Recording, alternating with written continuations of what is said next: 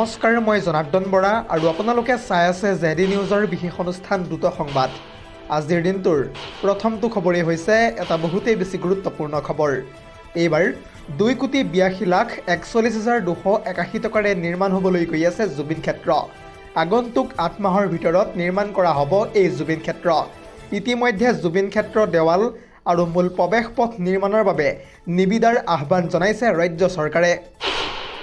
আজিৰ আমাৰ পৰৱৰ্তী খবৰটো হৈছে আন এটা বহুতেই বেছি গুৰুত্বপূৰ্ণ খবৰ, কিয়নো নিৰ্বাচনৰ পিছতে পুনৰবাৰ বিপদত পৰিছে মুখ্যমন্ত্ৰী হিমন্ত বিশ্ব শৰ্মা।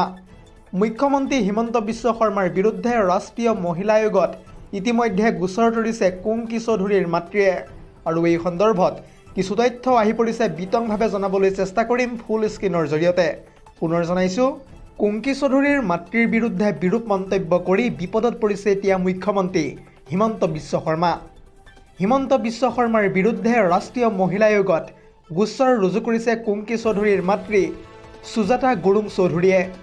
মুখ্যমন্ত্ৰীয়ে ইতিমধ্যে উত্থাপন কৰা অভিযোগসমূহ ভুৱা আৰু ভিত্তিহীন হিচাপে আখ্যা প্ৰদান কৰিছে সুজাতা গুৰুং চৌধুৰীয়ে। আৰু সেইকাৰণে ইতিমধ্যে কুংকিৰ মাতৃক বদনাম কৰিবলৈ আৰু কুংকিক ৰাজনৈতিকভাৱে টাৰ্গেট কৰিবলৈহে কুৎসাৰত্না কৰা বুলিও ইতিমধ্যে উল্লেখ কৰা হৈছে সেই এজাহাৰ পত্ৰখনত।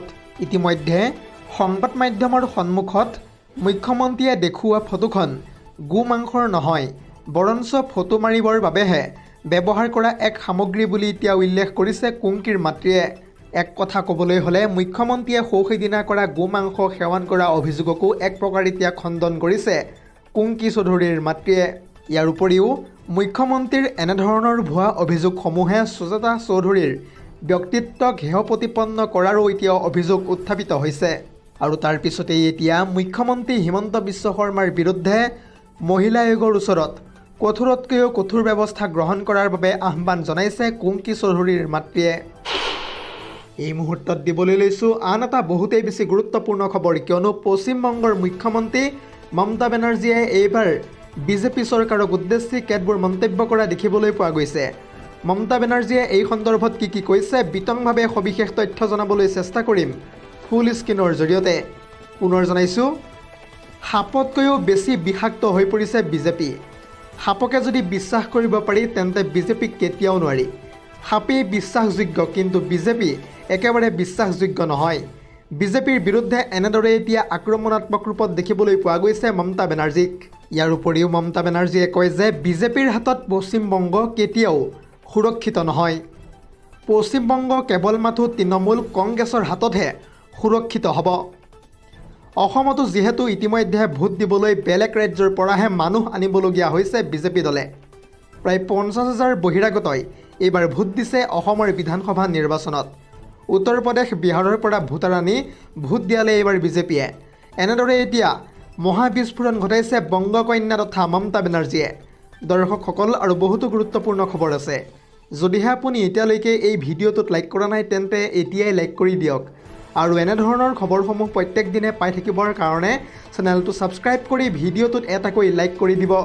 এই মুহূৰ্তত দিবলৈ লৈছোঁ আন এটা বহুতেই বেছি গুৰুত্বপূৰ্ণ খবৰ, কিয়নো পুনৰবাৰ অবৈধ বহিৰাগতক উদ্দেশ্যি আটাছুৰ সভাপতি বসন্ত গগৈয়ে কেইবাটাও গুৰুত্বপূৰ্ণ মন্তব্য কৰিছে।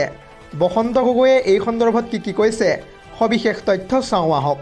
পুনৰ জনাইছোঁ, খিলঞ্জীয়াক আক্ৰমণ কৰিলে কেতিয়াও সহ্য কৰা নহ'ব। অনা অসমীয়াৰ দাদাগিৰি কোনো কাৰণতে নচলিব এই অসমত। কেৱল মাথো অসমত চলিব ভূমিপুত্ৰৰ দপদপনি। অনা অসমীয়াৰ দাদাগিৰি আমি কেতিয়াও মানি নলওঁ। ৰঙালী বিহুৰ পিছতে বহিৰাগতৰ বিৰুদ্ধে তীব্ৰভাৱে প্ৰতিবাদ সাব্যস্ত কৰা হ'ব। পাৰিলে প্ৰশাসনে এই ক্ষেত্ৰত অতি শীঘ্ৰেই কঠোৰ ব্যৱস্থা গ্ৰহণ কৰক। এনেদৰে এতিয়া মুকলিকৈ হুংকাৰ প্ৰদান কৰিছে আটাছুৰ সভাপতি বসন্ত গগৈয়ে।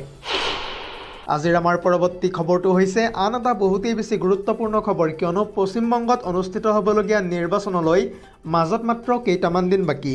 এনে সময়তে অসমৰ প্ৰায় 50গৰাকী নেতাই বিজেপি দলৰ হৈ পশ্চিমবংগত চলাব নিৰ্বাচনী প্ৰচাৰ।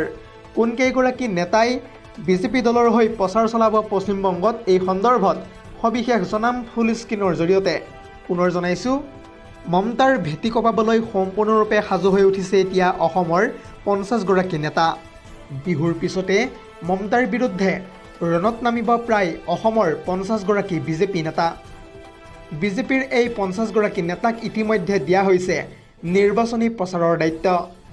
বিজেপিক বংগত শাসনত বহোৱাৰ বাবে বিজেপিয়ে ইতিমধ্যে ৰণকৌশল প্ৰস্তুত কৰিছে আৰু সেই 50জনৰ ভিতৰত কাৰ কাৰ নাম আছে এই তালিকাখনত এই সন্দৰ্ভত বিতংভাৱে সবিশেষ চাওঁ আহক।